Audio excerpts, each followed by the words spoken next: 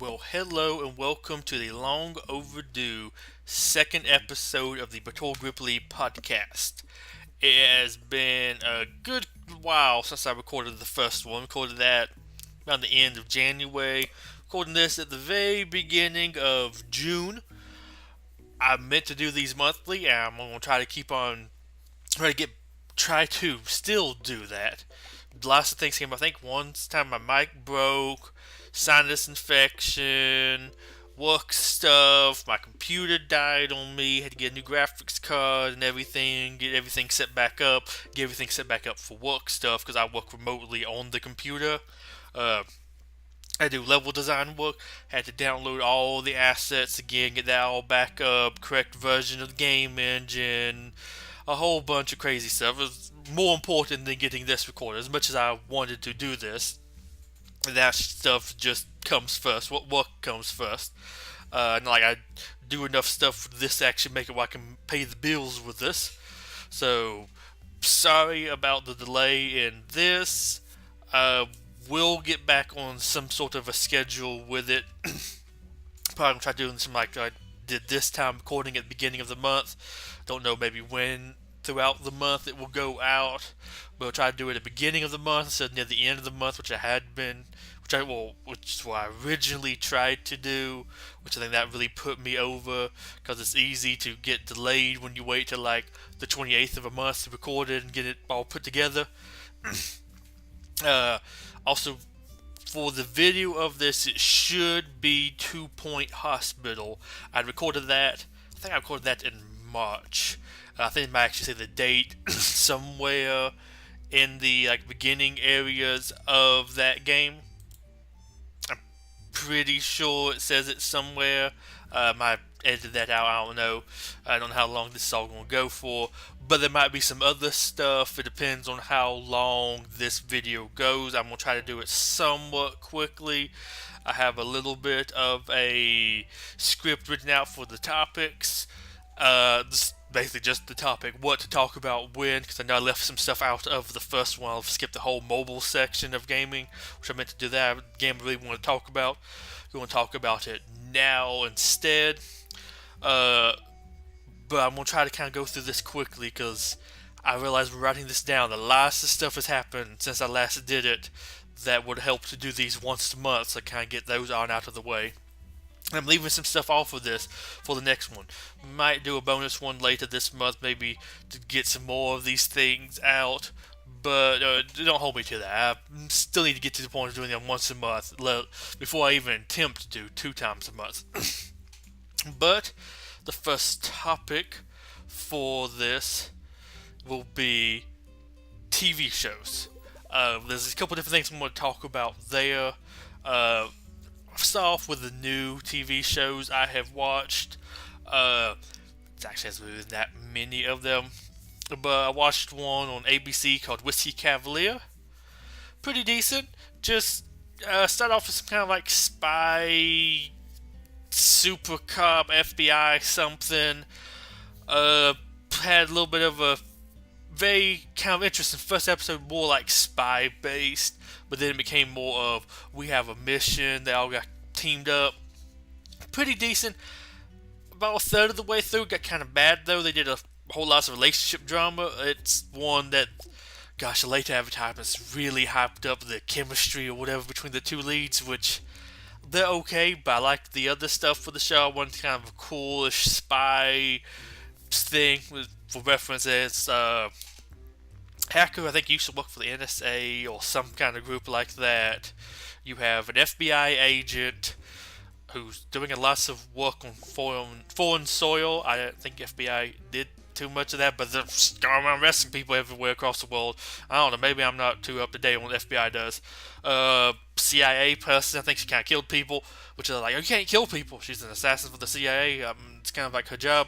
You have the, I guess, Q guy, basically. He makes all the gadgets. He made an exploding tampon. There was an exploding tampon in the first episode. Interesting. Didn't have I think, as interesting gadgets as that later on, but that was definitely a top one. And then you have Quantico head profiler chicks. She got put on the team. I don't know. Then you have some other people that kind of did some stuff that's like the handler for them. But it was pretty decent if you like just kind of a low key kind of a spy. Oh, somebody's selling some nuclear weapons in Prague. We must go over there. Oh, somebody's kidnapping people. Yeah, you're technically kidnapping them, but they would rip off their organs and sell them on the black market and stuff. I think that's a little bit more than just kidnapping, but I guess that's the closest term for that. Stop that. Fun, interesting. Everybody's quirky. The hacker guy, I took a while to realize where I recognized him from. He played Chris on Everybody Hates Chris. It was really weird seeing him. Just felt like I knew him somewhere. I knew him by like the young version of that other person who wasn't him. It's weird, but it was enjoyable. It got canceled, but might not be canceled now. Hope it kind of comes back around. Hope they tone down a little bit of the love drama stuff. And the kind of just a little bit of an overarching story that's not as interesting. Kind of there's some people behind a bunch of events that rule the world or trying to terrorize the world for profit or New World Order or something. I mean, it's okay, but they're just kind of low-key, fun stuff that I enjoy most of the time. I'm okay with they just keep that stuff up. The only bad thing was, there was one episode where the main man and woman got sent because the main man knew somebody who was in the military, who's corrupt or something, or was kind of. Definitely is now, but I mean, he's a little bit more than that. He somehow stole nuclear material and just ran off to like France. He has a massive nuclear bunker there, bomb-proof bunker, and has all of his dudes over there. Because apparently all the people he commanded in the military came with him or something. Don't question it too much. But like the first 10 minutes, they break into the bunker, steal the uranium from him, or plutonium, or whatever radioactive material it was. Something happens to their escape. They have to run through the woods. It's snowing in France. They get stuck in a cabin. Romantic stuff happens. And then the dude's girlfriend shows up because she's the new extraction thing. But they have to spend the night and she catches him giving the other woman a foot massage or something.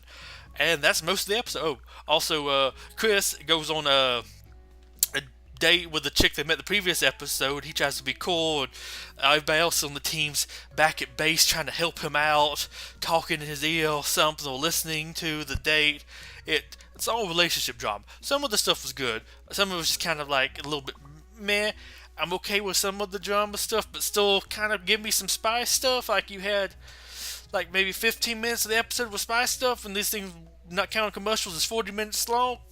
I could do with a little bit more of that. But just nice low-key spy stuff. Hoping it comes back. Enjoyed the people. Enjoyed the theme song, or the opening song they have for that. Actually looked that up. Really like it. It was, Will You Love Me Again, I think? Bob Dobson? No, that's not right. I don't know what this person's name was. Look that up. Might be able to find a little look up Whiskey Cavalier songs, well, theme song, well, not theme song, but their opening song. You might be able to find it. Kind of really enjoyed it. Also, I love the art style choice for that. It's like black and white. The background and like the people with the other color, but it had some stuff like it would be split, and it kind of like they were doing a little bit of fighting, and it would change to what's white and black. Like it had like a line going through halfway through the screen where it would swap and it would kind of spin around. I don't know. It was just little basic stuff, but it was nice visually in my opinion. And I'm not so much of a visual person, so take that for what it is. Also recently, like very recently, I mean, Whiskey Cavaliers I think came on since the last thing and's gone off since the last thing and been cancelled, maybe brought back, shipped off the streaming site, I don't know. I have to see what's happening there. But recently started watching Blood and Treasure. Also kind of recently dropped Blood and Treasure. It was on CBS. Can't get it without commercials. I mean, if you want to pay like $12.99 for the streaming platform or something, don't think the show's really worth it. I think we'll give the show. I think the commercials are really killing it, but there's like 40 minutes of stuff and nothing happens. They're hunting down a terrorist who stole some stuff from a pyramid. Cleopatra and apparently some Roman emperors buried with her. I don't know. They're apparently entombed, mummified together, but the Nazis back in the 40s stole Cleopatra. They looted the pyramid. No one was able to take Cleopatra, though. I don't know why they only wanted to take her, but they left the Roman dude. I think he's still kind of big. Because Cleopatra's big, but it's like Antony or something. So I think he'd be kind of big. I mean, if you're looting antiquities or something, I still think you would take them.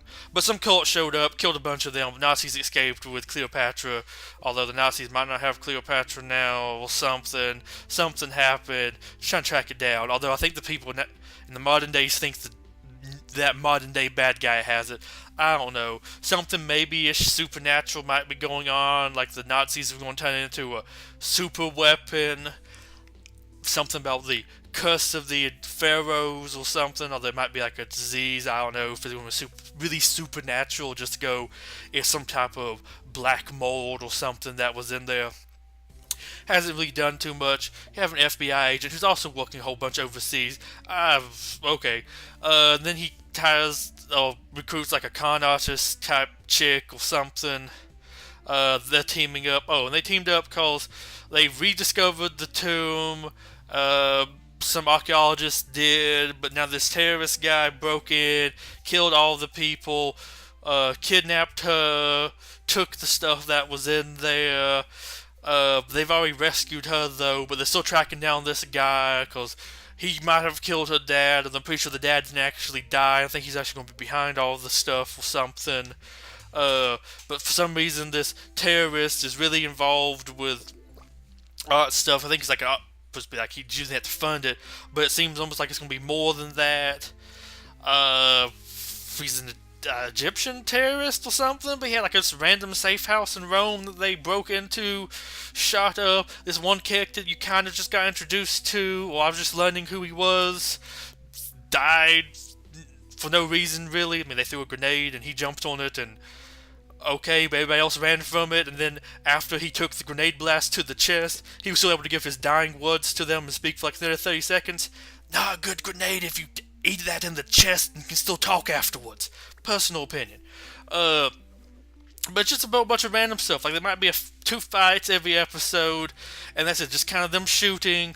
The chick can apparently do everything. Like they were fleeing in a truck. At one point, she chased down after it, got in a fight, got thrown out of the back of the truck. It's going 80 miles an hour. She fell onto the pavement and rolled off the road, and she just got back up right afterwards. I'm like, that should probably kind of hurt you.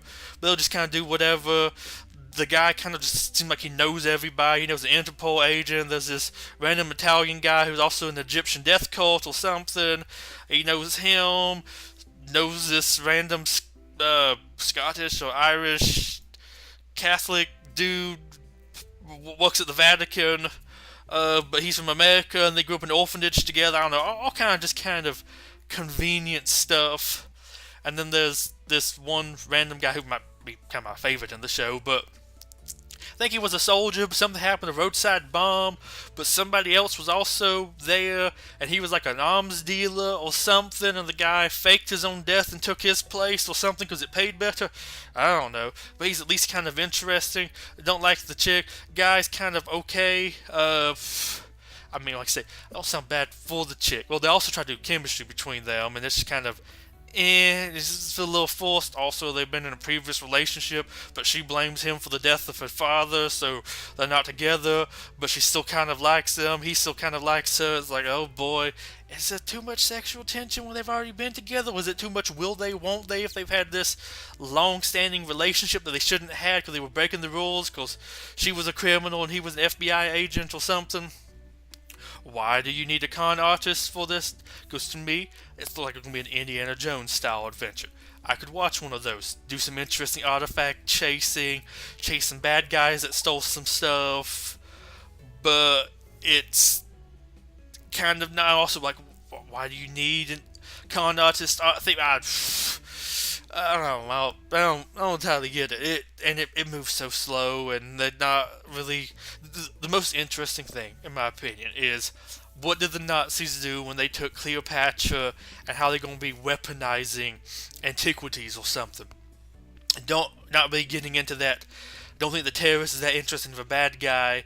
I mean, he's just kind of a terrorist. The people in Indiana Jones, I mean, the Nazis, but they were doing a little bit more stuff than just like, oh, we are stealing the Ark of the Covenant. No, we're going to try to do something big with the Ark of the Covenant. It's just, it's, I don't know, it got, I think, like a 32% rating on, like, Metacritic or Rotten Tomatoes or whatever the TV thing is for that, and I kind of agree with it. It's a little, let's see. Oh, couple other things I want to talk about. Shows that were being cancelled that I've watched. Gotham, which has now gone off. Really want to talk about that before it went off. Enjoyed it. The last season was okay. I wish it could maybe be a little bit longer because there were some other things I wanted to see. Like, I would like to have seen Firefly and Mr. Freeze. I mean, they briefly showed them when they're talking about the different groups that control the city. But didn't really get to see them in the show. Would like to have a little bit more with the Nissa Al Ghul. They used her. I guess to make it a little bit less like The Dark Knight Rises. But she's like the main villain, kind of, or behind the villainous stuff. Although she gets away, I get kind of leaving it open so they can do some more stuff. But it was kind of a little bit of a letdown. The episode was kind of like 10 years in the future. Also, a little bit of letdown was kind of a little.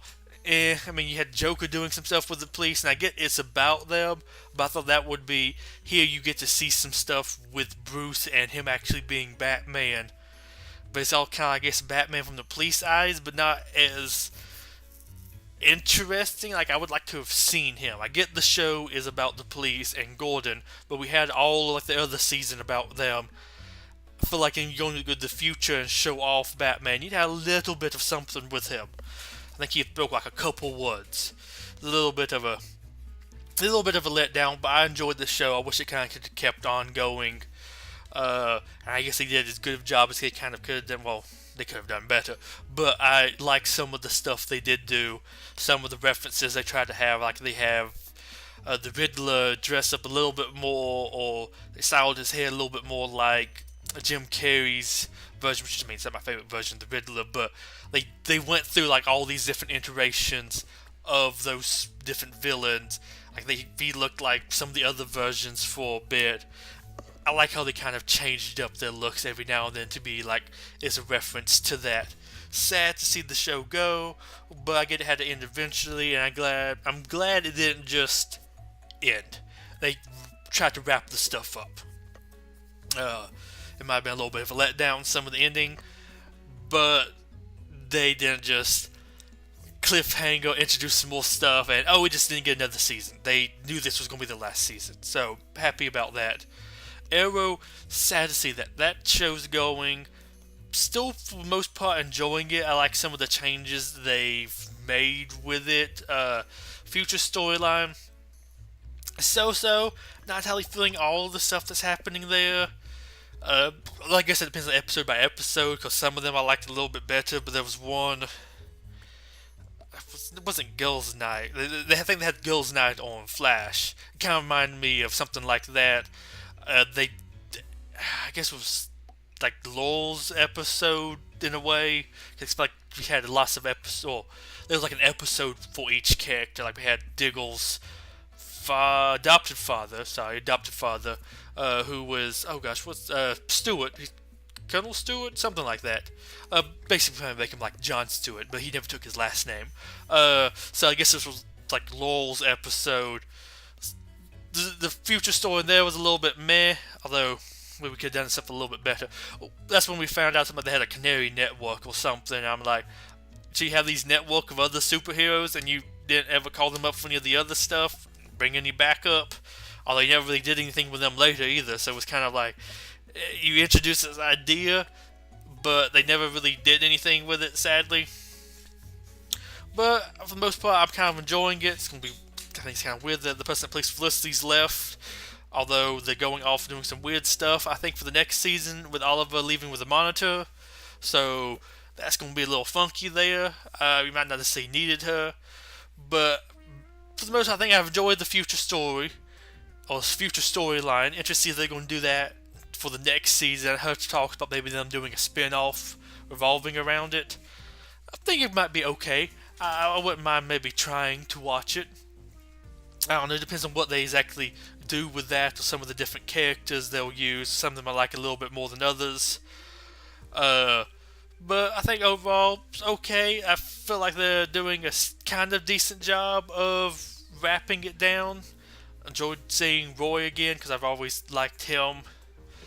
But yeah, that's kind of it. This thing been better to talk about it when it kind of first happened, because I was kind of shocked to hear Arrow was going away. The Masu was kind of shocked to hear that it was going away, but they're still making another season of it, or mini season of it. I mean, only doing 10 episodes for the next season. But I guess some shows people are kind of learning about with these shows, it's better to go ahead and end it on like a good note, or give maybe a little bit more time to finish everything up. I feel like it's kind of setting that up there.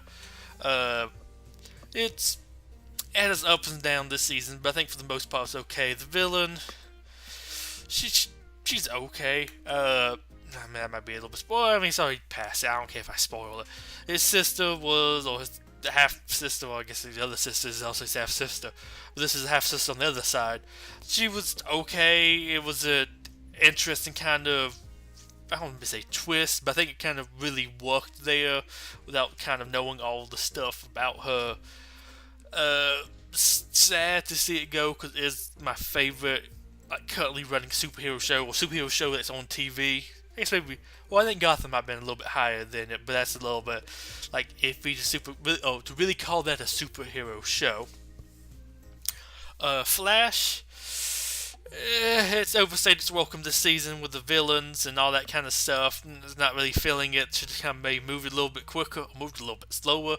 Maybe don't introduce a villain and have them looking for him like for 3/4 of the season, and have them make stupid mistakes. Like Iris goes to look at this location that he might be using as a safe house, which he is using as a safe house, but doesn't tell the team about it, and gets caught by the bad guy. Have to stab him with a big pin, and she can escape by doing that. Everybody's been killed by him, but he got beat by a pin. I don't know. It did some weird stuff there, and some of the relationship drama of like, I side with our daughter teaming up with the villain that killed your mother and framed your father for it, and your arch nemesis. I'm okay with her being friends with him. I mean, might not should be. I don't know. There's lots of little stupid drama stuff there. Hate that Cisco may or may not be leaving. Had lots of rumors about it, and to me personally, it felt like they really set that up this season. So I feel like they are going to be doing that. Although I heard now that, or heard when the show ended, they never officially said he was going to be leaving, but there was enough rumors, and I felt like the show definitely wrote it that way. Although hopefully Stretch Dude would get some more screen time. I know, Plastic Elongated Man? I think Elongated Man. It's not Plastic Man. Trying to keep all those people's names in check, all the different Stretch people. I just like calling him Stretch Man. I enjoy him. But yeah, that was okay. I'm not gonna see Flash ending before Gotham. Well, yeah, but Flash ending before Arrow. Personally, I think Arrow's better than the Flash, and this season wasn't exactly like the best. I thought it was gonna be a little bit better, but man, they stuck on Cicada's storyline a whole lot too long. Also, when they wanted to actually do stuff against Cicada, they were able to defeat him and her a little bit too easily, when it's like, if you really wanted to, you could just punch her or him a couple more times like you did just then, and problem solved. But no, he's somehow a thread, never really entirely understood that. But then a quick little touch on the new show they have coming on, Batwoman. Personally, the show, personally I think the show sucks. It looks terrible. But I also will say, I know the show's not exactly meant for me, so I can't be too harsh on it, but I think some of the stuff I saw of the trailer they released looked pretty bad. Although I guess also I'm a little pissed that they, I guess, kind of in a way replacing Arrow with that, maybe. I mean, I don't know. The Arrow's being cancelled and that's coming on. Not really interested in her. I think it looks kind of bad. I'm kind of really, I mean, I guess, I feel like I know why they're doing it, but I don't want to get into that political, social commentary, whatever stuff. But I am surprised they're doing it for the fact that Batwoman seems really far down on the list of Batman sidekicks or whatever to do a show on. I feel like there's a whole lot of other people above her, including Batgirl, to do it on. Like, I get Supergirl. I feel like Supergirl's like one off of Superman. I mean, I'm not maybe as familiar with Superman, but I don't think I'm pretty sure he doesn't have as many sidekicks as Batman does. And Supergirl is I feel like one of the bigger ones, but kind of personally to me, like Robin for Batman. So I can kind of understand that. Batwoman's really far off down the line. I'll get into that a little bit more when I talk about Young Justice later, because they have a whole bunch of sidekicks for Batman in there. But like, you'd have original Robin, or you could do Nightwing when he's older, Jason Todd, Red Hood later, Tim Drake, I think, is the third one. Not as familiar with the third one, but you could have him. Not Batwoman, Batgirl / Oracle. I think she would be pretty decent. Have the weird ones like Katana, Metamorpho. I mean, they're not always exactly some of his sidekicks, but those could be okay. I think was it Spoiler, Oracle. Then you have Batwoman. There's one they did recently. I mean, I think you had put him below her, but okay, so I was talking to a friend about this recently. I want to say his name was Wasp, but it was a black boy with like dreadlocks and like a yellow shirt, yellow helmet. I think he was on like a motorcycle. They were talking about Batman's new sidekick, which I mean, I can see with I can see giving him some diversity, because he definitely has enough people there. It's not like that's too extreme, and it's not like it's too extreme for Batman to have another sidekick. I mean, he has like enough of them. But it was just kind of like, oh my gosh, Batman's getting another sidekick. Oh, can you stop like getting all these sidekicks? There's lots of people to keep track of with him, and I feel bad saying, but like, there's definitely ones I would rank over other ones to do first. So there's a whole lot of stuff to go through.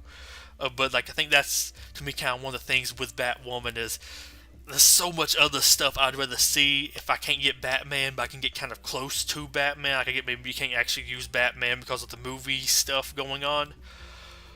But give me somebody a little bit closer, a little bit more interesting. I'm not as interested in her.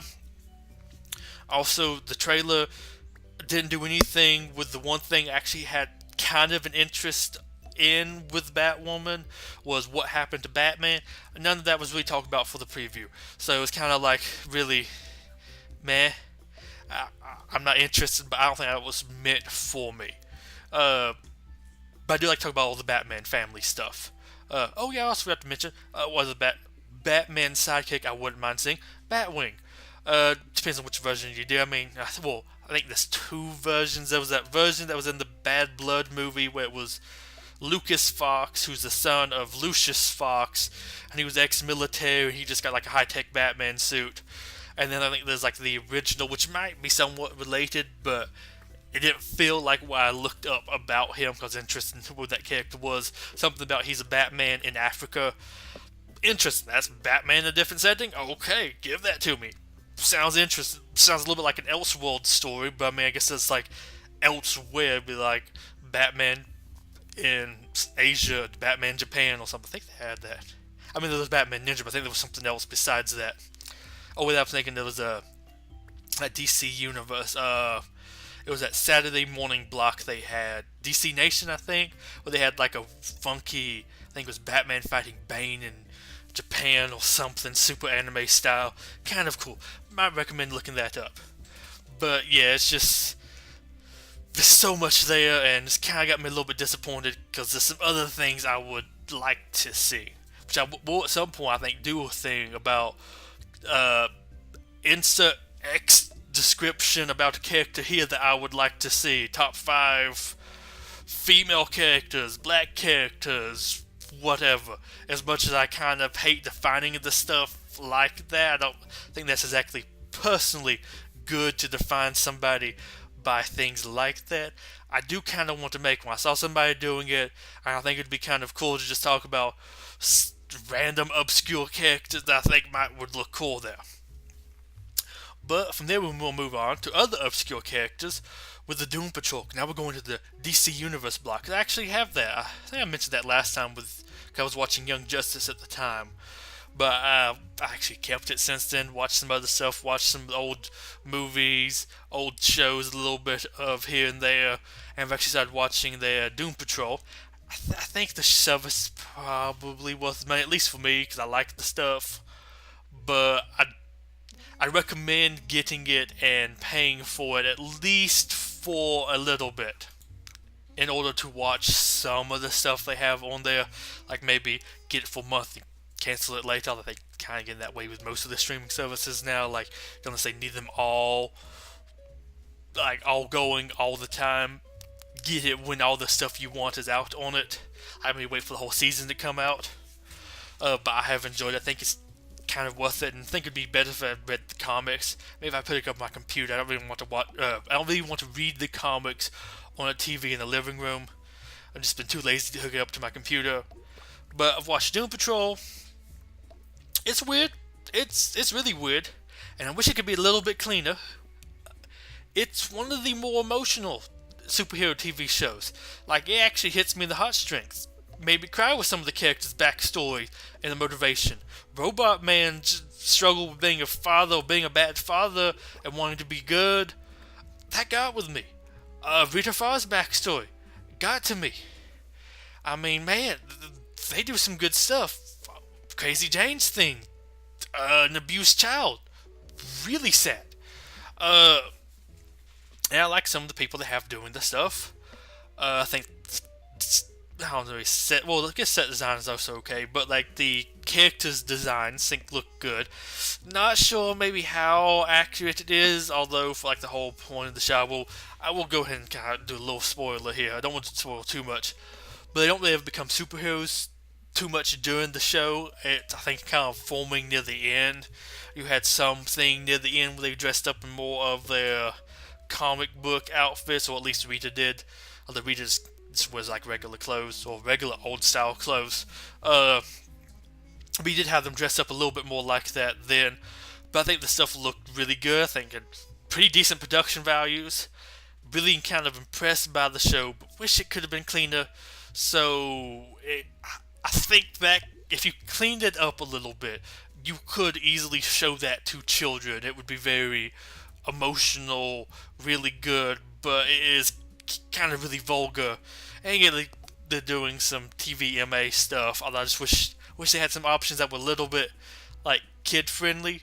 Like, I mean, I could show that to a little bit of a younger person. I really don't recommend showing that to a younger person. So there's that like negativity about it. But like, it's I can't gush about that too much. Or I can't gush about it enough. I can't gush about it too much because we have to get through all this stuff. But Doom Patrol, I think it's pretty decent. Probably worth the watch. Lots of weird stuff happening. Random characters, like he had Beard Hunter. I don't know if he actually exists in the comics. But a guy who eats people's beards and can learn all the dirty secrets, learn all about them, and track them down across dimensions. I don't know, he's weird.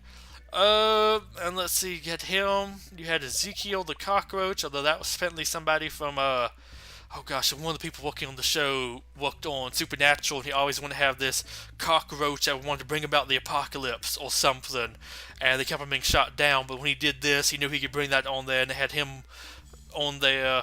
Flex Magnus, the guy who can just flex and change reality itself, and Animal, Vegetable, Mineral Man. He was cool. What about us spin off of him and his criminal deeds? But the show, recommend watch if you have that. It's weird in kind of all the right ways, basically. Young Justice, watched all of that. Really enjoyed it. Looking forward to the second half of that coming out. Might be able to talk about that next time. I think it came out June or July. I don't remember. It was one of the J months. Looking forward to watching more of that. Enjoyed it. Coming on with 3 episodes a week. Was it 2 episodes? Yeah, I think it was 3 episodes a week, and one had like 2, or one had 4 something. We got to like 13 near the end.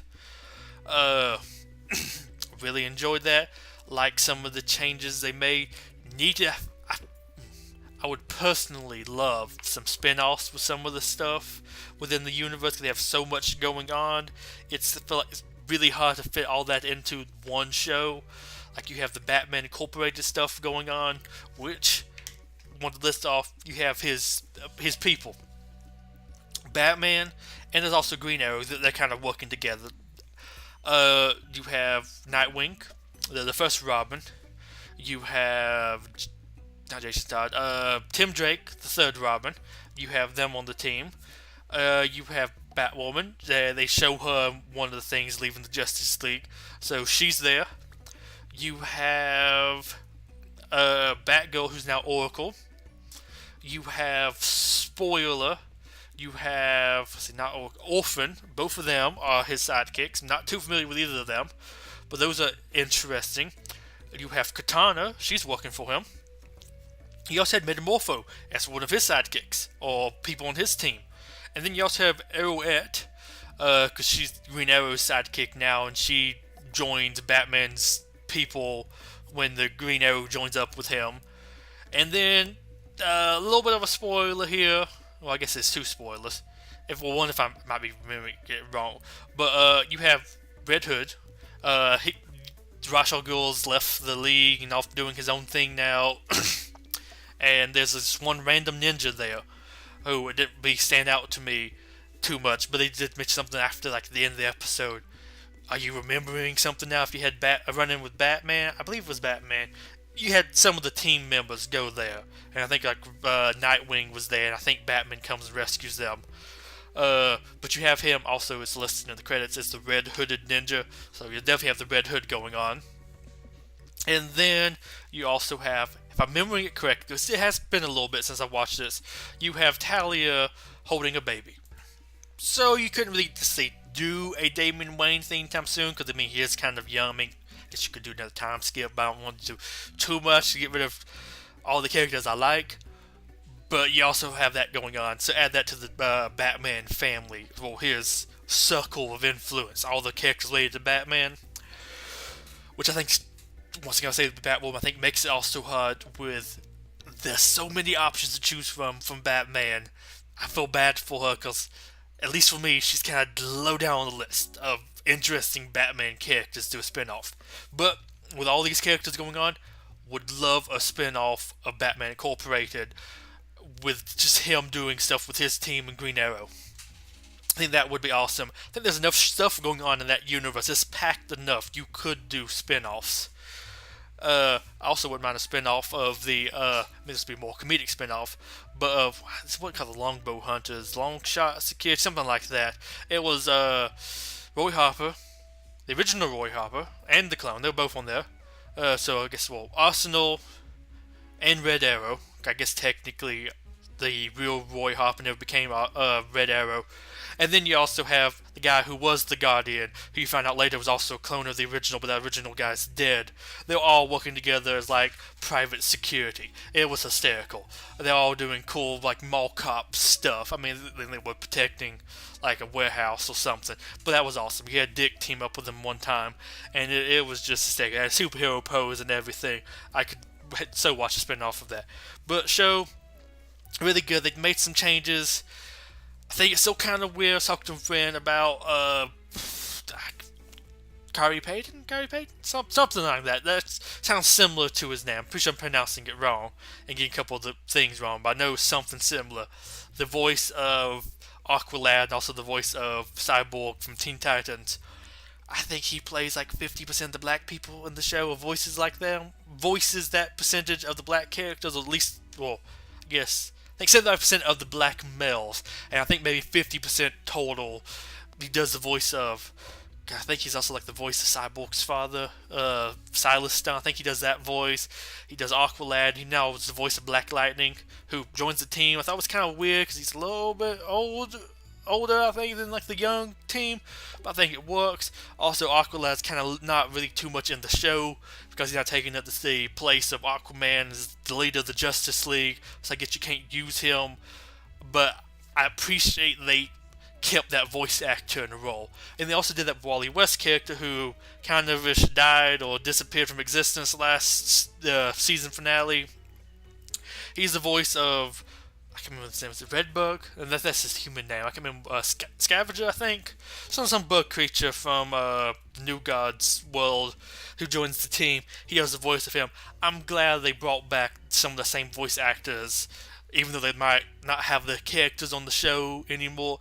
I'm glad they did do that. But I think it is funny how many characters that one guy voices. But I think the show's good. Love all the different characters they have bringing on.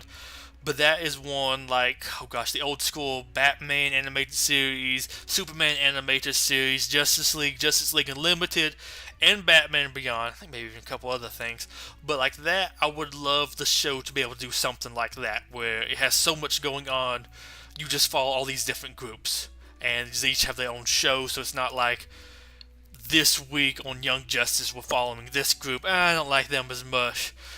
But they kind of fit everything, because you do have that. Like, there's like sometimes where you're following Batman's group while they're doing something. They're assaulting Bane's Island, who's now controlled, or he's now working with the League of Assassins, like the new League of Assassins. And you have Batman, his assistants, or his sidekicks doing stuff. Cool, but I'd also kind of like to keep up with what the team's doing. So they could actually use some spin-offs there, and I think that to me would really increase the value of the streaming platform. But I've really enjoyed that.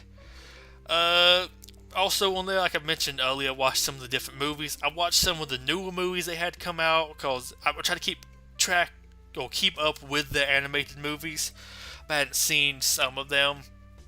I hadn't had too much interest in seeing the Death of Superman movie, but they brought out the Reign of Superman, I believe that's what it is.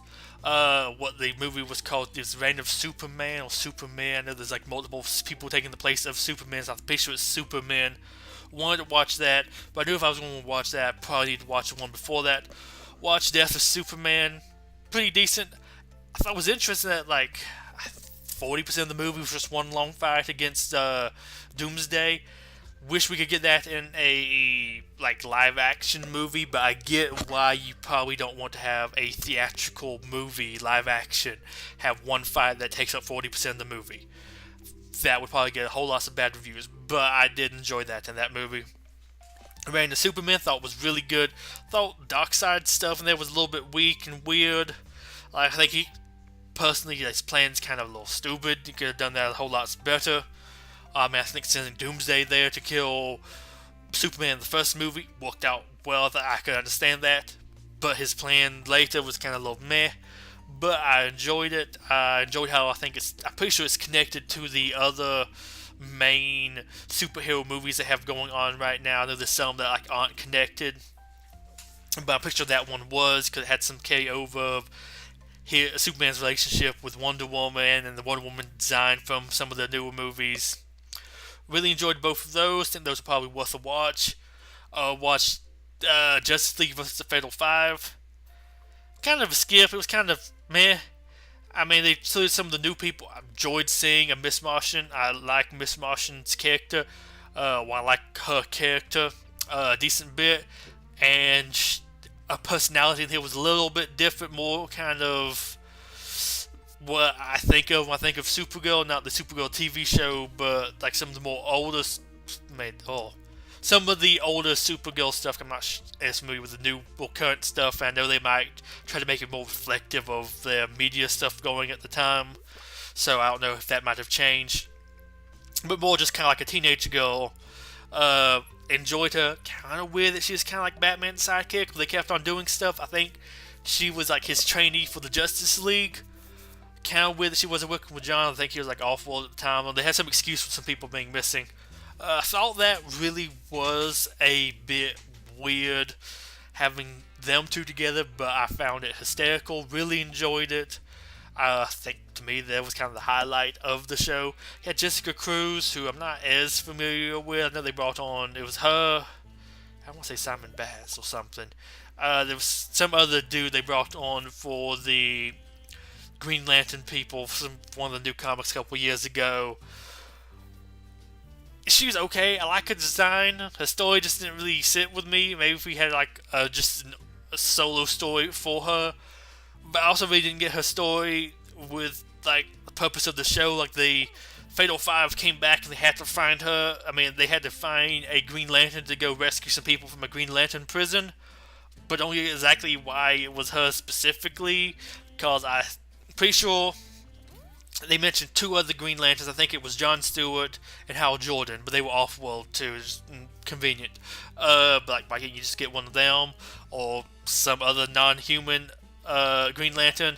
And they went to the future at one point, or saw a vision from the future about like the Justice League Museum, and I think they had like two other lanterns. They had Guy Gardner and that other guy I mentioned. I can't remember his name. I mean, they might have had Kyle Reese. Kyle Ryder, something. There's a Kyle I know that's also a Green Lantern, and it just kind of stood out to me too that, I mean, much as I like the Green Lantern and like the other Lantern lore stuff, I think it's kind of ridiculous the amount of lanterns we have. I get you want to bring on some more, I don't know, diversity or new faces with it, but you don't need 6 different human lanterns. There's supposed to be like one per sector. Why are there 6 rings coming to Earth? Feels a little bit weird. I get there's probably some explanation for it, but personal, there's like a little problem with the lore there. Like, maybe if you had some other lanterns died and then she got the ring, okay, but it was kind of a little bit weird there. Also, she got, like, I think it's supposed to be like a power boost at the end, but it didn't seem too much like a power boost, because it kind of seemed like any lantern to do it, but I think that's just kind of a problem with the lanterns of, like, you can kind of do whatever you want to. How do you really power level that, or whatever? I don't know. But it was a little bit, didn't really feel the bad guys. Like, the main bad guy, his thing was he could melt stuff with his hands or something. Should be an easy fight for most of the Justice League, honestly. Don't let him touch you. I mean, Batman put up a good fight against him at one point, which I'm like, how are the Superman, all these other people having a hard time against him? I don't know, he was a little bit weak. He had a guy with an axe. I mean, he could cut through a bunch of stuff, but he could cut through Wonder Woman's sword at one point, but it's kind of like, he should have been easy to kind of beat. Then you had a guy who was like half robot. It makes it kind of seem like one of the more interesting ones, shooting laser beams and stuff, but we'd hit some people and just kind of knock them down. I mean, kind of hurt Superman a little bit, or knocked him down, so I'll say a little bit powerful, but I think like modern day stuff would be doing that too. It's kind of like, these people are from like 1,000 years in the future. Shouldn't their weapons be a little bit more powerful? Like, if you come back with a handgun from 1,000 years in the future, shouldn't it be pretty powerful? Like, imagine going back 1,000 years now with a handgun, pretty powerful. Felt a little bit weak. Those villains, they were giving everybody a hard time, and it was just kind of like, why? The two, to me, actually challenging or threatening the super villains had locked up. They only fought for a little bit. Would have had them free for probably more of the movie. I think they would put up a decent threat for everybody. Also, they had one of the characters from the future, not Star-Lord, no, that's a different thing. Starman? He was okay. He was a little bit weird, but I think it was, I mean, I guess I'm not as familiar with him, but something about he take his medicine or he'll forget anything, or he'll forget stuff, and I kind of got the impression that's not related to his powers, like it might just be him in general, which I wish he maybe could have expanded upon, because I thought that was kind of interesting, but he sacrificed himself later at the end of the movie. But I mean, he kind of interested me for a little bit. He was on screen. I thought they did some funny things with him too. Then let's see, there was one other character. Oh, Mr. Terrific. Enjoyed this version of Mr. Terrific. Actually did stuff. My main version of Mr. Terrific's on Arrow. He doesn't really do too much. This guy, he stopped a plane from falling out of the sky with his T-Spears. He has a whole bunch of them. Was deflecting laser beams, fighting people. It was cool. I'm not sure why they toned him down so much for Arrow, but he actually got a cool version of Mr. Terrific, so I was extremely happy about that. Because the little bit I know of him, I kind of enjoy him. I like some of the things about him. And this was able to have the good things I liked about him be really present. But yeah, overall I thought that movie was meh. And I'm glad I didn't rent that movie from Redbox. I mean, I guess we paid for the streaming app thing, but yeah, I watched other stuff at that time. I was able to watch the Doom Patrol stuff, so I guess kind of evened itself out. I was watching the Superman movie. Superman movie's worth it. Fatal 5, if you get it for free from doing this, sure. Uh, Also, in relation to DC stuff, I went to see Shazam in theaters around the time that came out. I think it was like a week afterwards, maybe. I really enjoyed that movie. I liked Aquaman more, but I think this movie was good. Definitely a different kind of feel. I like the childish superhero origin stuff, and like the kids just messing around with having powers. Thought that was really funny. They did a whole lot of funny stuff. Movie had one really dark scene though. That I don't get into spoilers because that movie's not out yet. The other stuff that's like out, sure I can go and kind of do some spoilers. That I don't really want to. But man, that got a little bit brutal. It was, I mean, it wasn't like blood and guts everywhere, but it was like it kind of should have been. But they want to keep this movie PG-13. But I mean, I think it was also a time to show off what the main villain was capable of before we fought the superhero at the end. But I love some of the stuff they did there. I wish they could talk a little bit more about the magic stuff because I enjoy the magic stuff in the DC movies or the universe they have going on. Like I liked Ares, I liked Enchantress, I liked Incubus. I like this. I like what style they're going for with their magic. And I know the Shazam wizard guy was about this was I think a council of seven with other great magical people. So it could have been cool to have that expanded upon a little bit because I've liked little tidbits I've seen of the magic within that universe so far. But I definitely recommend that. I also thought some of the stuff it said about I don't want to say necessarily being a, I guess he's not technically an orphan, but like being an adoptive kid slash being in foster care. I like some of the stuff it said about that, but I think more so I liked what it said about family. Hello, Alexa? Alexa, stop. Okay, Alexa started speaking. I don't know why I triggered her with. I'm gonna leave that in. I don't know if you can even hear on there, but I like what it said about family, and I think did it in a good way about not saying being overhanded, but I think some things can be very overhanded with messages of God's certain things. But I liked how this one kind of had a message about family, but his family was an adoptive foster family. So I've give the movie props for that, because I thought it did pretty good job there. And I will probably watch it again when it comes out. I thought there was a whole lot of funny things that happened. Oh boy, I love that one point they went to the strip club. They didn't show anything, but he came out like 5 seconds later, like I need more money. Uh, oh gosh, the movie had some really, really funny things happening in it.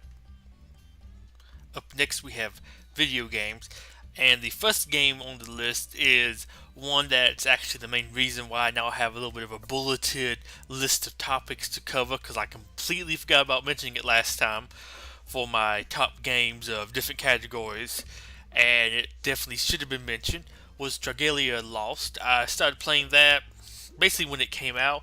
I want to play it as soon as it came out, but I think it released a day or two early in my territory or something. I think it's I thought I'd read it was the 27th, but actually dropped on the 25th.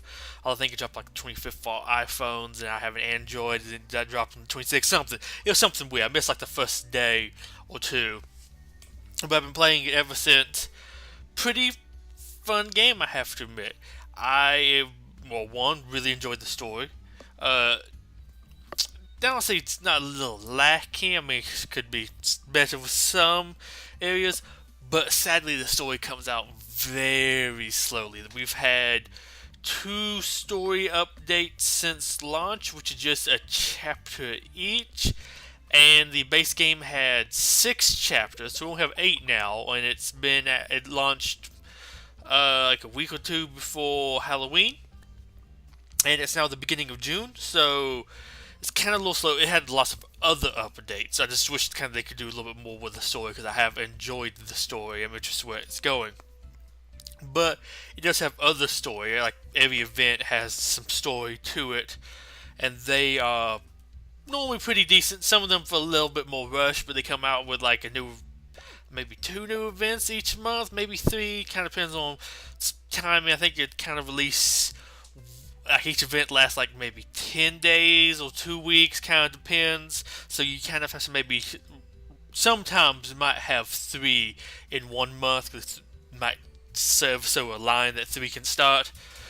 But they have some stories with them, and I get they're pumping those out quickly, so they can't be as good. Which kind of, I guess, the one reason I'm okay with the main story taking so long is I want it to be good, so I don't want them pumping it out constantly because that stuff not normally as good by looking at some of the event stuff. But for the most part, those are pretty good, and the character stories are really good for the most part. Every now and then there's like one or two characters I don't like maybe as much, but I think I have over 100 characters right now. At least I've got in the game.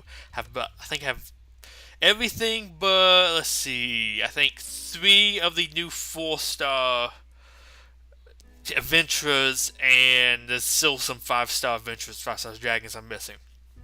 But I've loved, for the most part, all of them, and I think it's okay when they have that many to maybe not like a few of them or not like them as much as you do other ones. But that is really good, pretty fun. I think it's very, very simple to play, fun to play, pretty rewarding.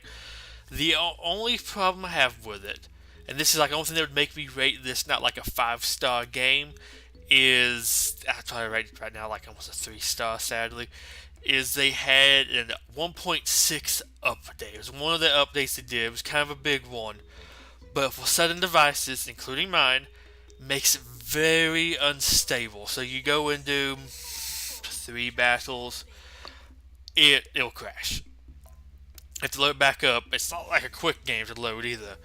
It's got a little bit better, although it's a little bit iffy now. So I have had it crash after 3 battles recently, but it does seem to be working a little bit better. But I've had to do a lot of changes, lower all the settings down, turn off everything else on my phone, do a couple restarts. That's kind of fixed some of the issues, but I've still had it with one of the updates events recently. It was like one battle and it could crash, and it is really annoying. They had one recently which I loved. It was a Fire Emblem Heroes crossover, somewhat like Fire Emblem Heroes. I like the gameplay of it, but there's some problems I have with the game itself. But I like lots of the stuff from it, and I like lots of the original characters in there. And they brought over some of the original characters. There was 3 of the original characters. One of the starting heroes you start off with, the hero from Book 2, and it had like the main villain, bad chick thing, maybe not bad, controlled by a dragon, Loki or something. I don't know. There's a story there. I'm a little bit behind on the story. I haven't done book 3. I've done book 1 and 2. Well, that won't take about so long as well. But they brought them, and then they also brought over Marth, who I guess kind of like the mascot for the series. He's your first main lord. So I can see why they brought him over. I preferred Lucina myself. I liked Lucina. But I get why they chose Marth. So it was 3 original ones, which I really enjoyed. Sadly, did not get one of them. I didn't get Veronica, which is the bad chick. But they brought Marth, who is okay, but like my liking for Marth is kind of a little low. I don't really care too much for him. I don't necessarily hate him, so it's like it's okay. He's actually a pretty good unit in here, so I'm not too upset to have gotten him. But I wish we could have got a little bit more. But that event added a new battle type, which was pretty cool. But it would last about 5 to 6 minutes, maybe 10 minutes to do it, because it was a defense thing, protect the gate while some waves of enemies are coming for you. You can complete it a little bit quicker, but there's a couple of different optional bosses that give you more points if you defeated them. So, like, you go do that boss, I think you a minute to beat him if you're properly geared. It just took a while to kill it. It wasn't that hard, but it took the damage. So that one, I might could do 1, maybe 2, but then that's like playing 15 minutes, 20 minutes to do 2 battles with the crash, then bring back up. That, I kind of put that down there as a little bit of negative. They're supposed to be fixing it, and they think supposedly fix it for some devices. Mine's still having the issues. Really waiting on that to get fixed. Going for about almost 2 months now. Little bit ridiculous, kind of losing my patience with it. But I still like the game enough to log on there 6 times a day, because it crashed that many times, and play through it a bit. Also enjoy that we actually got to some new content. Now they had that the Fire Emblem event. While I liked it, it was a little bit too long and tedious to do with my phone when that cut states. I got kind of a little burnt out doing that. And then after that, we had a rerun of a previous event that I've already done. So it was kind of like a little meh. Got some of the stuff from adding a new harder challenge mode, but like it was very easy to lose on that one. You needed like to practice it, but that was where it was also still, hey, you did 2 fights against it, and you lost both of those. But have fun. The game just crashed and loading of it. You just couldn't really. Well, at least I couldn't really learn it. So, but now we actually have some new content. So I'm at least happy about that. It's not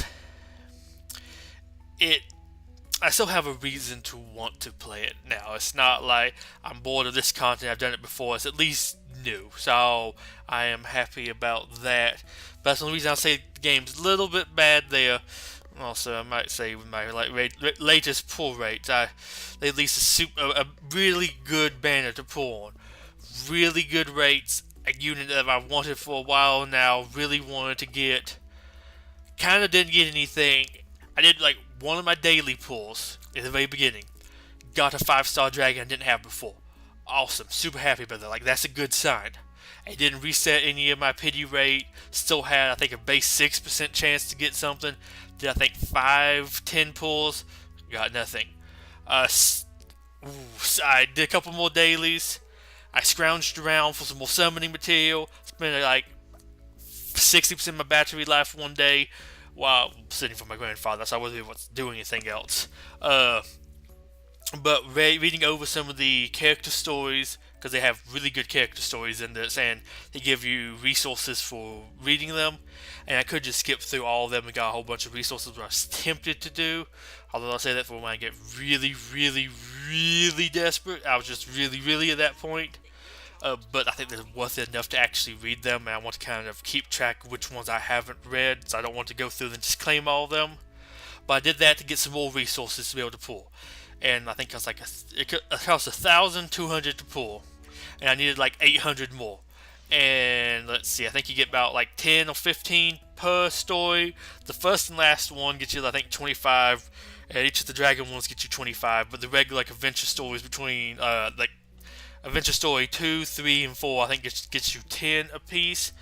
It takes a lot of reading to be able to get through all of those to get you that 800 summon material. But did that, got nothing. And I just managed to do like one more daily or like one single pull, and I got a dupe of a 5-star adventurer.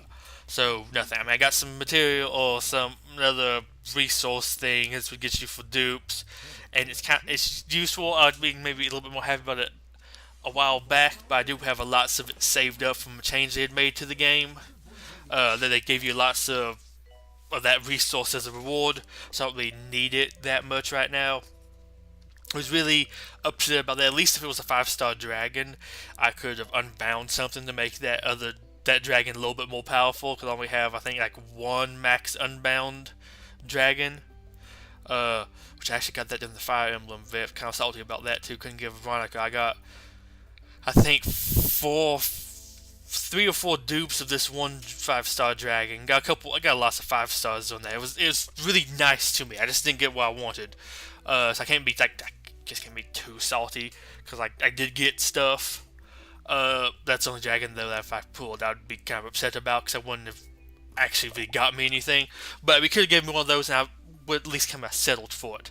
But I had like an 8% chance. I was maybe 8.5% chance of getting a 5-star, and I did a 10 pull, and it was just like, I'm not getting anything. I have a very close to 1 in 10 chance of getting something. And it was just that was a little frustrating.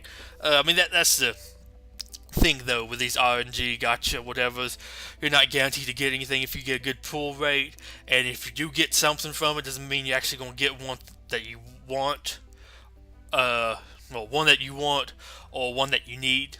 So can't be too mad about it. I was a little bit upset about that. I was really hoping I was going to get something. The last time they had that banner run, I got very lucky with the number of 5 stars it was giving me because that's the best rates for 5 star. I think the regular things are like a 2% stop chance, and like 2% chance to get a 5 star starting out. There's a pity rate for, I think, every time you do 10 pulls increases by 0.5%.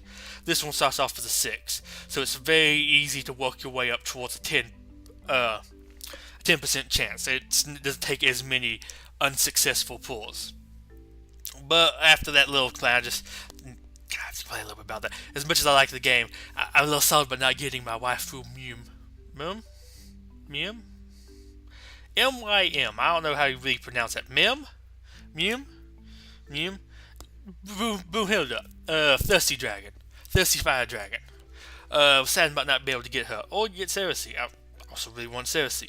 I'm kind of upset if I got Gala Renzal. But man, I like Renzal, but he's the one I wanted least from that banner. Also, I should point out, that banner it runs every 2 months for like 3-4 days. It introduced a new, pretty good unit, and there's some units you only can get during that banner. And I have not gotten any of the units from that banner, or this one's unique to that banner yet. Because I'd really like to be able to get some. And I mean, I can't say about anything. But game's really good. I think it's probably one of the better phone games I've played. Right now there's a raid going. The raids are pretty fun. I like it. They actually gave us a new raid boss. It's a demi-human. We've had a couple different demons. We had one giant, it's not a turtle, but it was like a giant lizard turtle thing. Let's see, we've had some, I think they're called Phasians, some type of like winged beast. Was really glad to have finally gotten something different there, and I like how he plays. Looking forward to them coming out with the more challenging one. I think it's actually tomorrow or the day afterwards. They're coming out with the more challenging version of that raid battle. And I'm looking forward to that because I kind of just breeze through it. I'm actually going to have to learn the mechanics then. Right now I can just stand any kind of attack thing and I'm good. That powerful.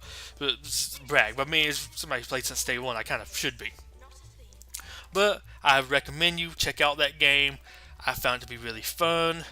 It's nice to auto and it's nice to play yourself. There's lots of different characters to choose from. Everything's kind of, for the most part, viable. I mean, there are different resistances to things, so there's different content where something would be more useful than another. Like, just because it's a fire adventurer doesn't mean it'll be good against all of the wind stuff, because some of the wind stuff afflicts sleep, and some of it afflicts stun. So you want to, I think stun and paralysis. I get those confused. Stun and paralysis. To me, that kind of feels like that should be like the same thing. Pokemon terms, stun, paralysis. But the 2 different things in here. But, like, you want to make sure you bring the one that's resistant to that. But there's content for each of those. Like, I think this raid event's the first time we've had one where it's inflicted this type of resistance. I actually had to go out, make some worm prints with the extra 50% resistances to add on to the 2 of the units I was going to use that had only maximum 50% resistance to this status effect, so I could make my team a little bit better, because the other units that could get max resistance naturally to that didn't really use it for like building them up. I know Makoto is supposed to be really good, but I don't care for him as much, which I like how the game does allow that. I have a unit that is supposed to be, I think, the best offensive unit in the game and one of the best units to use for this element. And I don't have to use him. I can use that 3-star one I want to use because I like the story. I like, oh gosh, what's his name? No, it's not Malik. That's the, not Malik. I don't think I'm pronouncing it right, but that's the armorer dude. Not Verica, that's the healer. I don't know, there's this one Fire Witch character who's just kind of nice. I like her voice. It voiced some of the other characters, but she's just kind of a little bit like an older lady, like the older style like voice, and she's just kind of happy. I'm glad I can just stick her on my team. She was one of the earlier ones I got. Used her a fair bit. There's now other units of like the same type of element and weapon that are better than her, but I don't have to use it if I don't really want to. And I appreciate that about this game. So, but I highly recommend you check that out. Dragalia Lost is on like any major phone type thing. And I think most of the regions, or most like regular regions, I know there's some areas where it might not be allowed at, but I mean, I think it probably been kicked out to Belgium if it was in Belgium because they're doing that weird loot box gotcha stuff, which I mean, kind of support some of that stuff, but it's also affecting games where that's kind of like the whole premise of, like, I get you doing some gambling stuff, but like, this is the whole point of this game. Like, it makes its money off of this stuff, so I wouldn't be as harsh to it as games that you have to pay $60 for and then try to do this stuff to you. This is a free game. Also, this game can be played for free. I've spent a little bit of money where they've had some special packs, got me some extra stuff. I also bought up every single limited pack I could during the Fire Emblem Heroes event and didn't get the thing I want. I mean, it happens. I can't be too upset about that. But I have spent. I can't call myself a free-to-play player. Also, I've done the daily summons for like a while now. I've spent some money. But it's like, here's like $3 a week or something. Let me do the daily summons. I'm okay if I'm playing it that long. I'm okay giving it some money. Personally, I kind of feel like if you are playing it for that much, you kind of should give it a little bit of money. It's cool people give them the free-to-play pride, but if you are going to play it for so long, maybe give them a little bit of monetary assistance, or like a little thank you. You did like the game. You can't sit play a game for 500 hours and then like give a negative review. You got your money's worth out of it. But onto something else, and then on the subject of free, Sims 4. I think 2 weekends ago, Origin was giving it out for free. Really happy about that. I like the Sims games.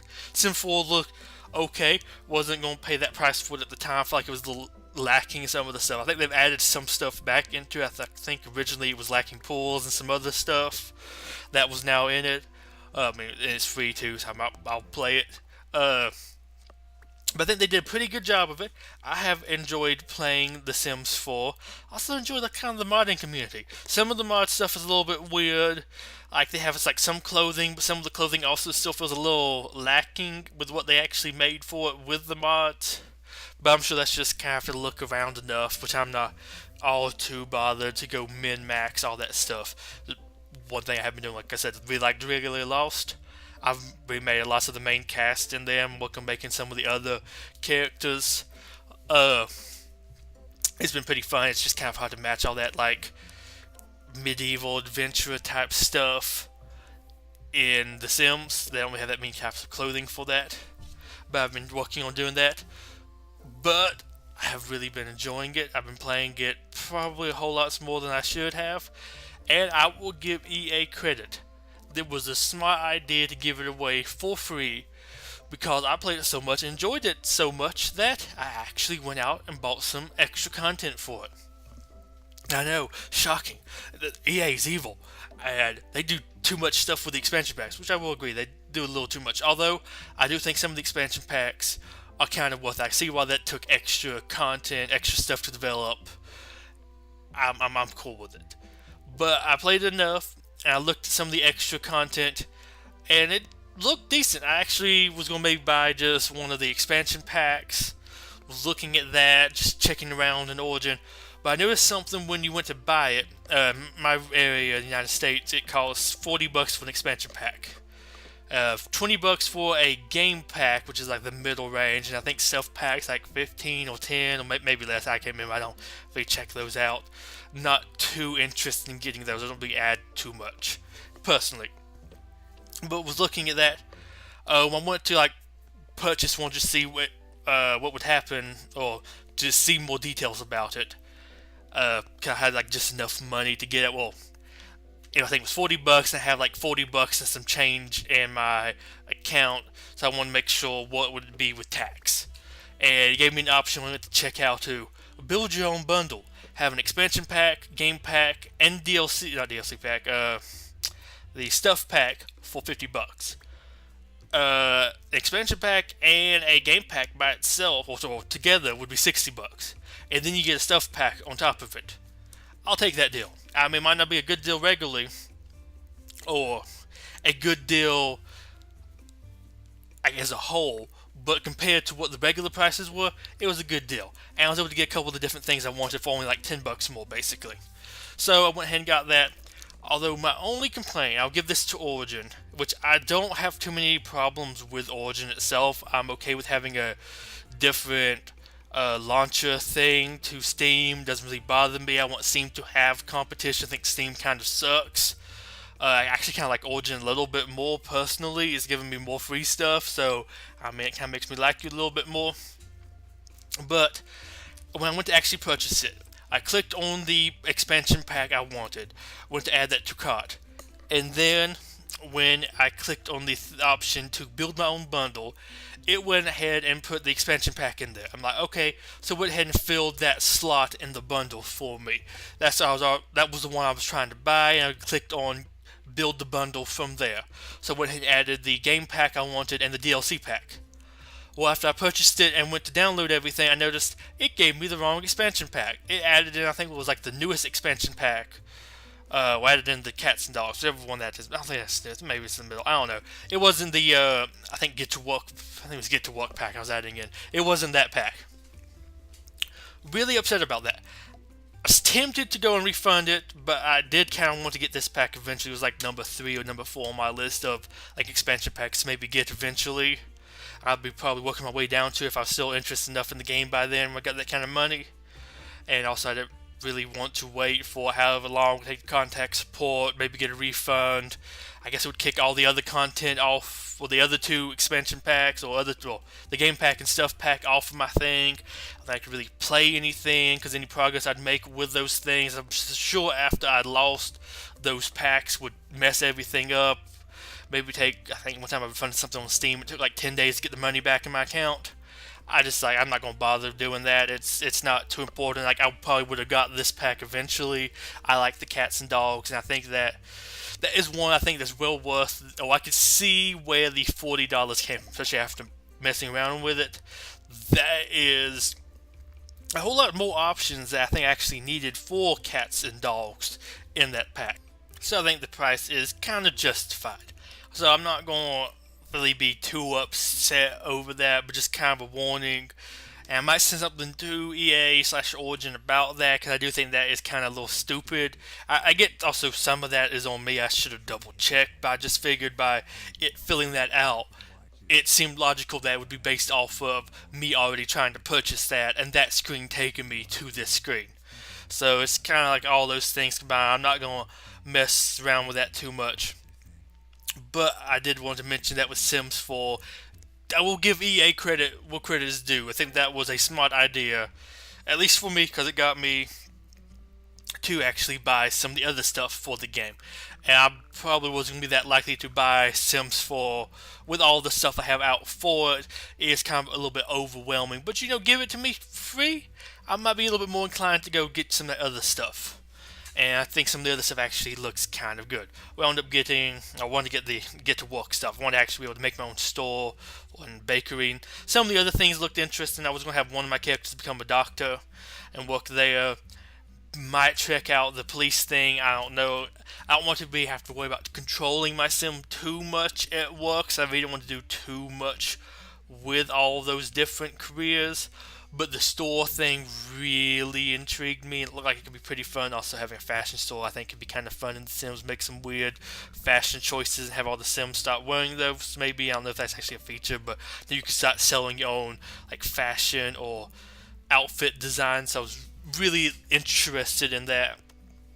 But the cats and dogs, pretty cool. Actually, be able to make a vet. So the character I wanted to become like a doctor or work at the hospital, I can at least have them make their own veterinary clinic, and I actually can build that, design that, hire some employees, so I can still do some stuff there. Still need to do that. I got that kind of recently, haven't been able to mess around too much with it, but I'm looking forward to doing that. I got the Jungle Exploration Pack, 'cause that looked really cool. I added in a new world, go around and explore.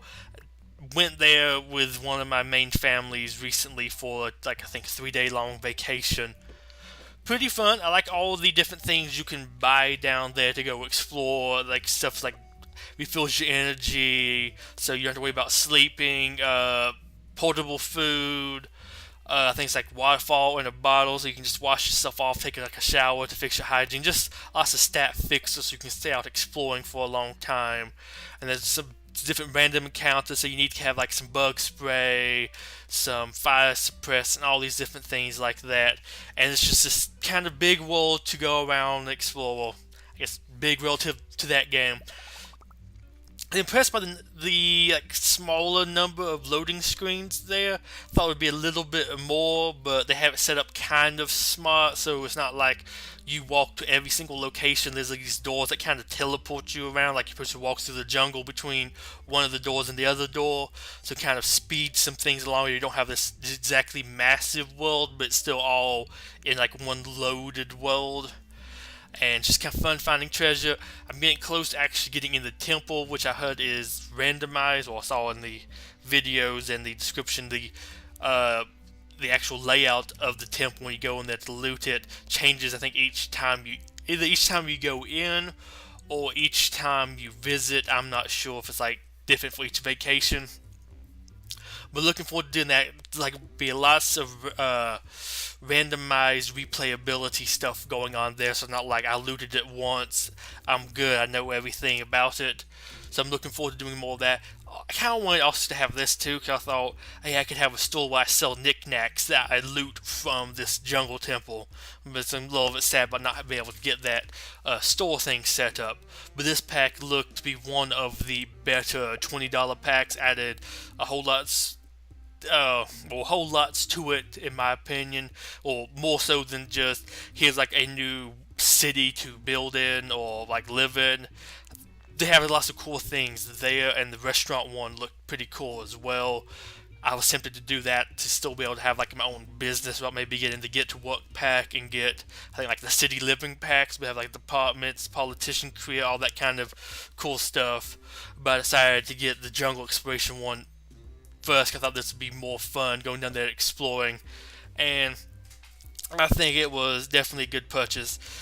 I think it's almost an improvement over the World Adventure, whatever it was called, pack for Sims 3 that added in, I think, Egypt. It's like China or Japan. I think it was also like a jungle area. I feel like it's an improvement over those, even though I would like them maybe to make one later that adds in those type of locations too, so we can explore ruins and ancient stuff in those locations. But I do like this like South America jungle exploration. Pretty good. I think it is definitely an improvement, and I am looking forward to going there exploring more with my Sims later. Probably just need to. I just need to make sure I go and got a little bit more prepared. There's a little bit of quirkiness things too. Like you have to actually buy your exploration supplies at these different vendors, but the vendors aren't open till a sim comes, and sometimes it takes a little while if you go there for a sim to load in to come there and man the shop. I guess because maybe they're not awake yet, it might be closed. I don't know. It's not like I can just go there and buy all the stuff I need. You have to kind of wait for some of those people to get there, so it's a little bit of a funkiness. Like one time, I think I waited for them to spawn in. They got bored and decided to talk to some of the different locals and some of the people inside the bar. Then went back over there and I noticed, oh, now that person's over there selling. So I went to have my person run on over there. But then that person ran off to talk to somebody else. I couldn't buy anything at the table anymore, even though it was sitting there. So it's a little bit of quirkiness there. But it's been fun so far, a little bit I have done with it. And the last pack I got was it's like cool backyard stuff or something like that. They had two different backyard packs. I got the one that added in the hot tub stuff, because I've always liked the hot tub for, I think it actually was Sims 2.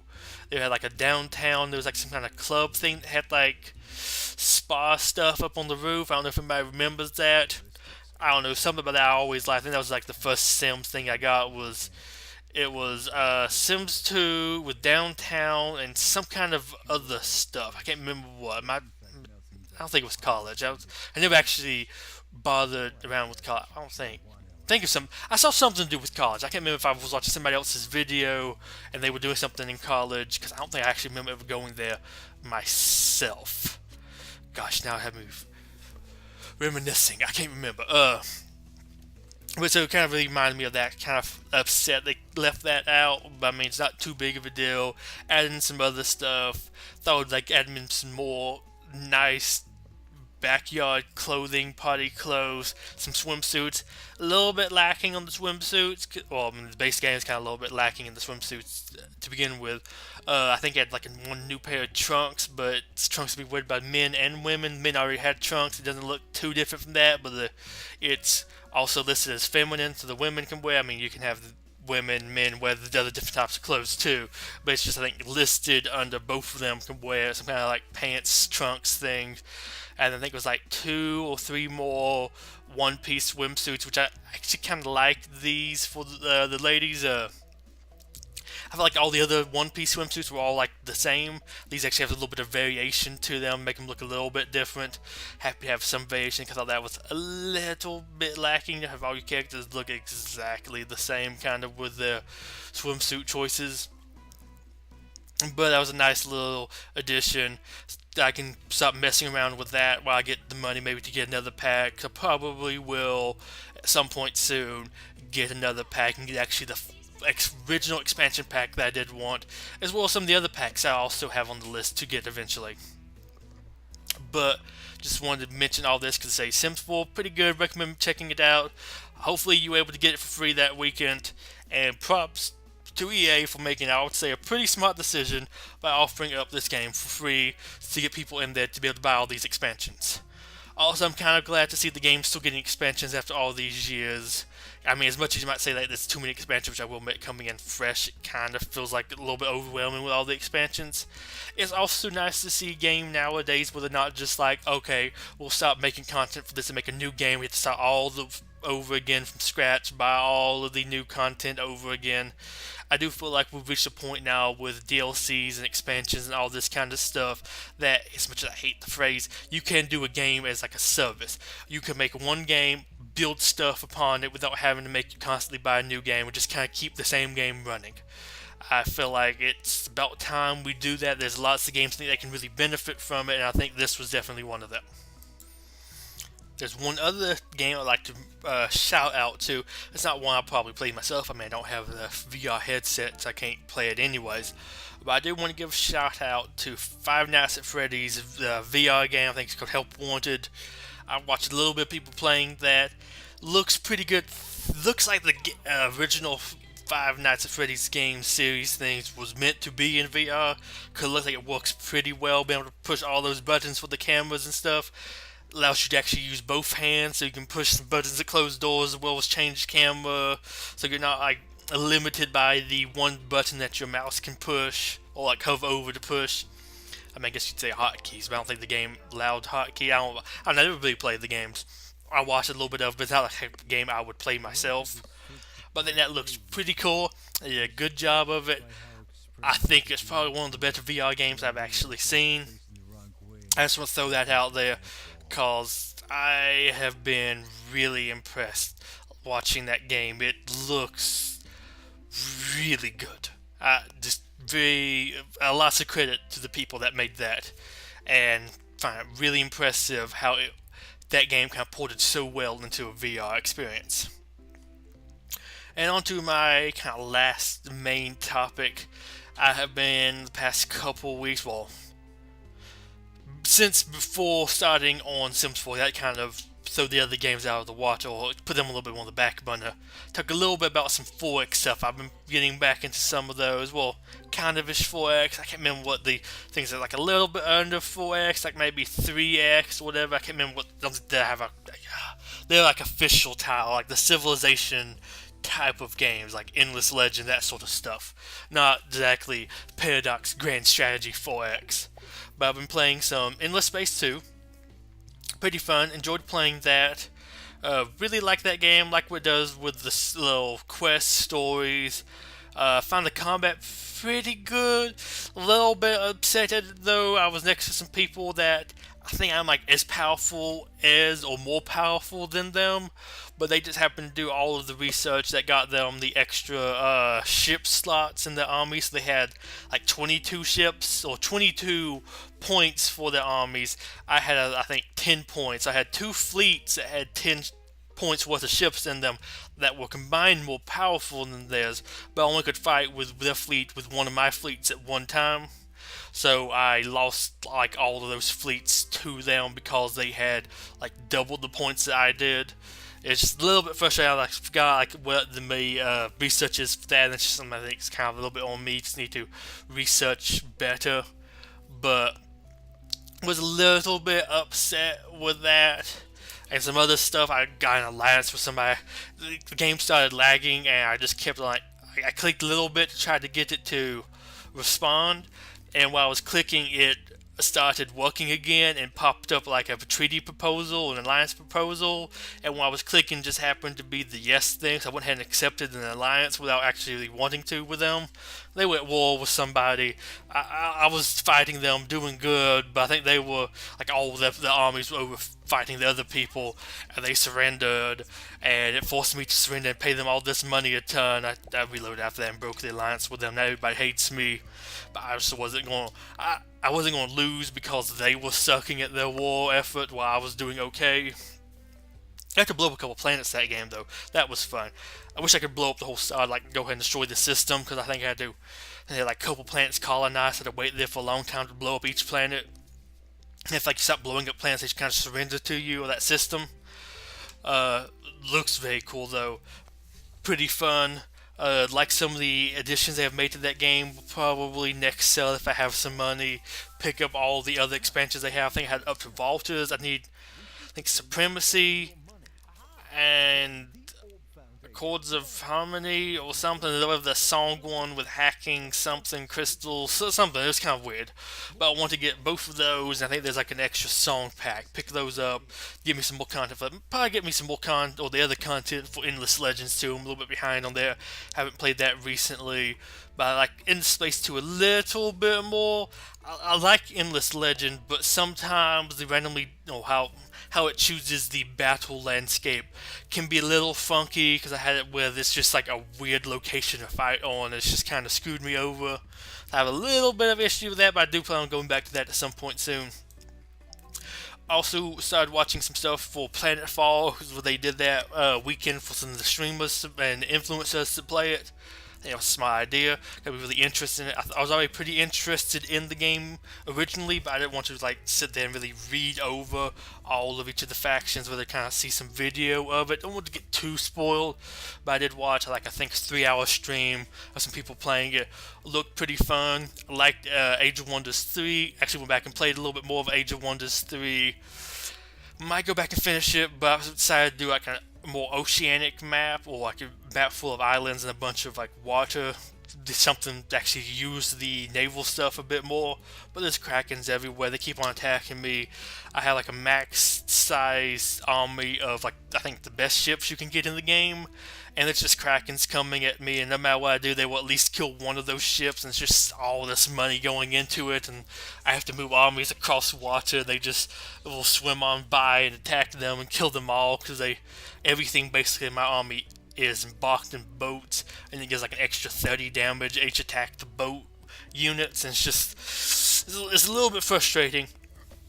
I'd like to try something a little bit different, like it's not just a land map, but that was a little bit frustrating. Do want to play a little bit more of it though, but I do know that the Planetfall will be slightly different. Like it will actually have you now be able to miss range shots instead of your accuracy is just real bad, so you do less damage.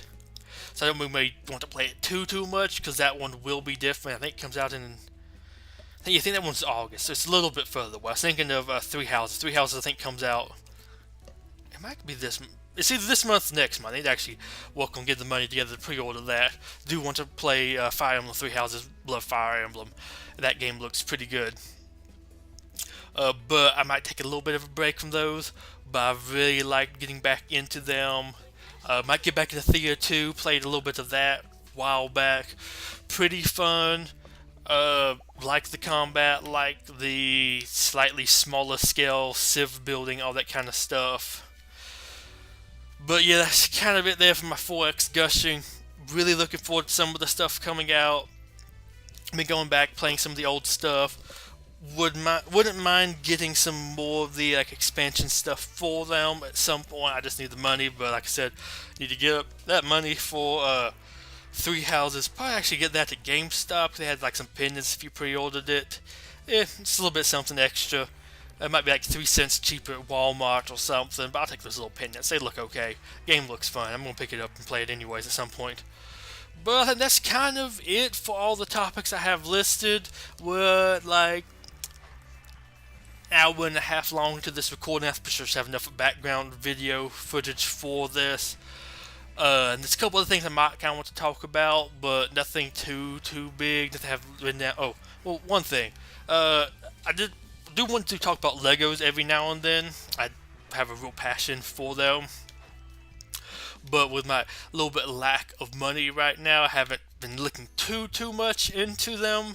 Cause I don't really want to tempt myself too much into buying them. But I do have to say I like their own wave of like Jurassic Park stuff. I think they were able to make like a little mini series out of Legos or something on their online stuff, and they got to have a little bit more freedom with it. I like the sets they have built from that, because one of the sets they have a dinosaur or T-Rex mech fighting a T-Rex. Wouldn't make any sense in regular Jurassic Park, but I like how they actually made that a set. I like how it's just kind of some quirky, random sets that feels weird to have the Jurassic Park name on them, because it's definitely not Jurassic Park, but I like how they allowed them to make that. And maybe next time I might talk a little bit about like the Strangest Things rip-off, knockoff thing. Look at those a little bit more before I actually give opinions. But I like how they're actually coming up with their own like custom theme again. I normally like those, and maybe it's sad they hadn't had one of those for a while. And I like the last couple ones they had. Sad Nexo Knights is gone. I like the Monster Fighters. It's a little bunch of good things there. But that is it for me. Hopefully this will go up soon after I record it. You actually hopefully see this in the month of June. Maybe something crazy will happen. We'll come out to July, but I hope not. We'll actually have this up sometime soon. Hopefully make some more videos. Might do like a spin-off podcast thing where I ramble about top whatevers or something. Can't get the idea while doing this to do a rank Batman's apprentices, sidekicks, spin-off characters, whatever, like Batwoman. I don't think Batwoman's really like a Batman sidekick, but if she's really related to Batman, I can't really have Batwoman without Batman. But do something like that of like, which of these I think would make the best spin-off, which of these would be the worst, something like that. I think that could be really fun. So I might try doing some of those instead of doing another full-on podcast. Although, I might be enough stuff to actually talk about by then. But until then, this is Tor Ripley signing off. Goodbye. I hope you have a wonderful day, and I hope you have enjoyed this podcast. Please leave any feedback if you have any tips or things I should probably do for next time. Just stuff like that. I would want to make this as good as possible. And thank you for actually sticking around to the end of this. All like hour and 40 minutes of this. Goodbye and have a wonderful day.